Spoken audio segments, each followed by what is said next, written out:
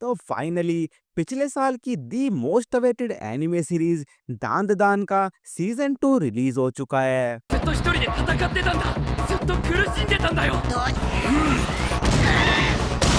जब एपिसोड के स्टार्ट होते ही कई लोग हॉट स्प्रिंग से होते हुए मोमो की तरफ बढ़ने लगते हैं, जहां उनमें से एक आदमी उसे पकड़ के पानी के अंदर डुबाने लगता है। पर मोमो अपनी पावर का यूज करते हुए उसे पीछे पटक देती है, जिसके चलते वहां पर जकूजी का पुतला टूट जाता है और वहां पर पूरी तरीके से पानी फैलने लगता है। एंड अब जैसे ही मोमो को यहाँ पर थोड़ा टाइम मिलता है, वो उनसे बचते हुए पानी से बाहर आने लगती है और जो लोग वहाँ पर उसका पीछा कर रहे होते हैं उनके ऊपर जकूजी की पूरी दीवार आके गिर जाती है। पर फिर भी उनमें से एक आदमी मोमो को वहाँ पर पकड़ लेता है एंड अगेन एक दूसरी दीवार मोमो को छोड़ते हुए उन सभी के ऊपर गिर जाती है। और ऐसा सब देखकर मोमो वहाँ पर काफी कंफ्यूज थी। पर तभी हमें ये देखने को मिलता है कि वहाँ पर टर्बो ग्रैनी भी हॉट स्प्रिंग का मजा उठाने आई होती है, जो कि जैसे तैसे मोमो के बैग में छुप के उनके साथ यहाँ तक आ गई।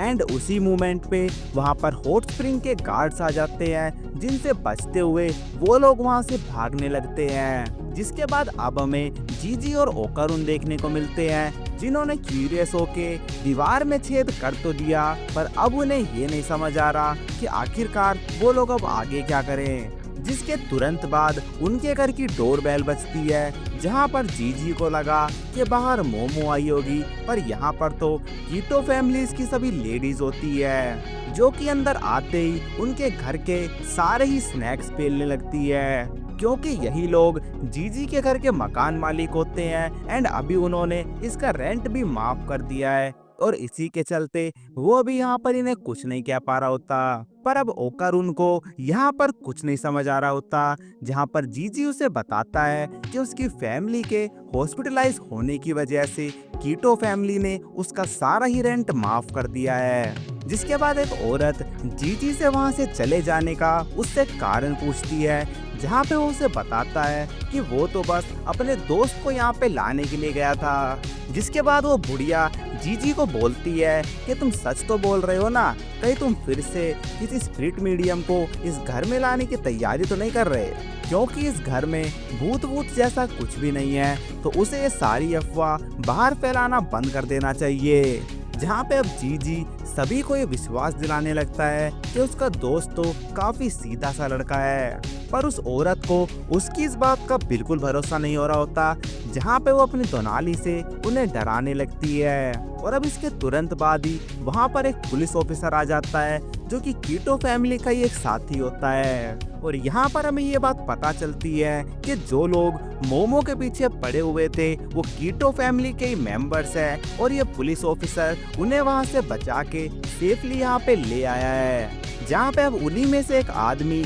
जीजी से वही क्वेश्चन पूछता है कि वो इतने दिनों से आखिरकार कहाँ गया हुआ था, जहाँ पे जीजी भी उसे वही बताता है कि वो तो बस अपने बेस्ट फ्रेंड को लेने गया हुआ था। पर इस आदमी को फिर भी इसकी बात पर उतना भरोसा नहीं हो रहा होता। जिसके बाद वो आदमी ओकारुन से जीजी की फेवरेट फुटबॉल टीम का नाम पूछने लगता है, क्योंकि अगर वो सच में ही उसका बेस्ट फ्रेंड है तो उसे इसका आंसर तो पता ही होगा। जहाँ पे अब थोड़े सोच विचार के बाद ओकारुन उसकी टीम का एकदम सही नाम बता देता है, जहाँ पे अब जीजी इस बात से काफी शॉक हो जाता है कि आखिरकार उसे ये बात कैसे पता है। जहाँ वो उसे बताता है कि उन्हीं लोगों ने तो उस पोस्टर का यूज करके उस दीवार के छेद को छुपाया था। जहाँ पे अब हमें मोमो देखने को मिलती है, जो कि एक मंदिर में किसी चीज की इन्वेस्टिगेशन करने के लिए आई होती है, जहाँ पर उस मंदिर का पुजारी YouTube पे अपनी फिटनेस के रिगार्डिंग एक वीडियो बना रहा होता है। जिसके बाद वो मोमो को अंदर ले जाता है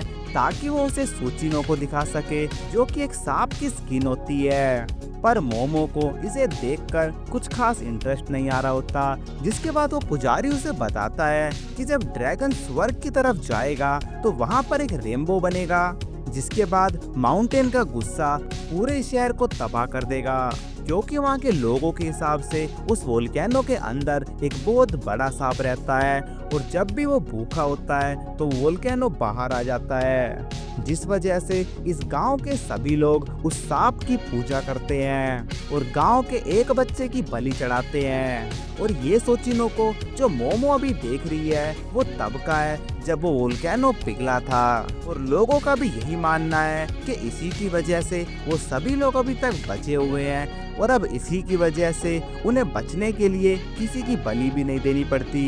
बट अब इस चीज से बोर होके मोमो घर वापिस आ जाती है और साथ ही वो इस बात को लेकर थोड़ी एक्साइटेड भी थी कि आखिरकार ओकारुन एंड जीजी कर क्या रहे हैं। बट अब मोमो घर में जैसे ही एंटर करती है वो ये चीज देखकर काफी शौक रह जाती है कि इस पूरी फैमिली ने जीजी और ओकारुन की काफी बुरी हालत कर दी है। और अब उनकी ऐसी हालत देखकर मोमो यहाँ पर बहुत गुस्से में आ जाती है, जहाँ पे अपनी पावर्स का यूज करके उस घर के हर एक आदमी को मोमो पटक पटक के मारती है। बट ज्यादा लोगों की होने की वजह से वो भी उस पे भारी पड़ रहे होते हैं, जिसके बाद अब एक आदमी मोमो को पीछे से पकड़ लेता है और उसके सर पे अपना सर मार के उसे ऑलमोस्ट बेहोश कर ही देता। बट उससे पहले टर्बो ग्रैनी उसके बैग से बाहर आ जाती है, क्योंकि वो इन दोनों के बीच में आने की वजह से उसकी नींद खुल गई है। एंड उसे ऐसा देखकर वो आदमी पीछे गिर जाता है, जहाँ पे अब मोमो भी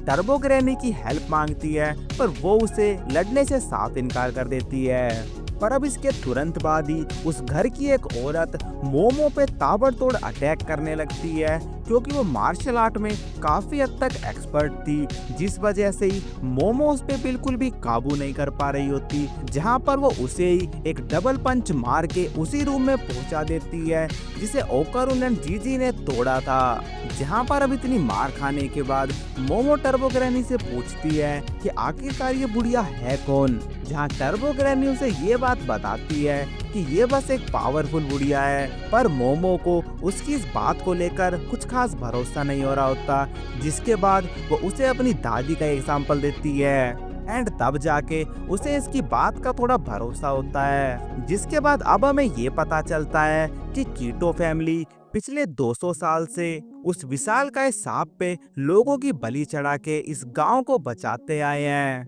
और अगर वो लोग उनके इस नेक काम में बाधा डालेंगे तो इसका परिणाम इनके लिए बिल्कुल भी अच्छा नहीं होगा। और वैसे भी मोमो अभी जहाँ पे खड़ी है उसी रूम में बलि देने की प्रथा को किया जाता है, पर अब इसके तुरंत बाद ही मोमो के पैरों की जमीन धंसने लगती है, और जैसे ही वो अपनी पावर्स का यूज करके उस कमरे से निकलने का ट्राई करती है तो कीटो फैमिली उसे ऐसा करने ही नहीं दे रही होती, क्योंकि अगर वो बाहर आ गई तो उनकी बलि व्यर्थ चली जाएगी। पर तभी जीजी और ओकारुन सोफा लेके उन्हें उसके नीचे दबा देते हैं एंड मोमो को उससे निकालने का ट्राई करने लगते हैं। और अब इतने लोगों के होने की वजह से वो पूरी जगह धंस के नीचे चली जाती है और वो सभी लोग एक दूसरे पे जाके बिखर जाते हैं, जहाँ पर ऐसी सुनसान जगह में उन्हें बहुत सारे पुराने घर देखने को मिलते हैं। पर अब जीजी एक जगह से लटकते हुए मोमो एंड ओकारुन से उसकी मदद करने को कहता है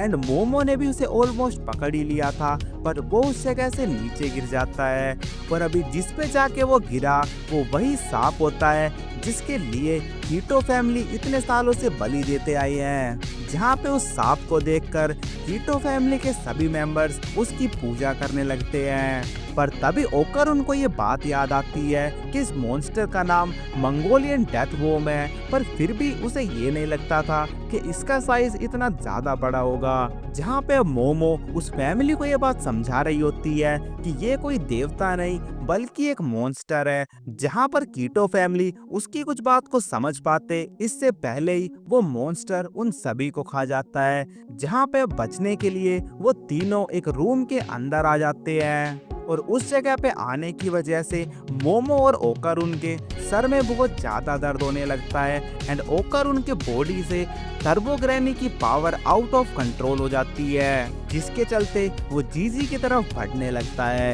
एंड अब इसी के साथ ये एपिसोड बस यहीं तक था।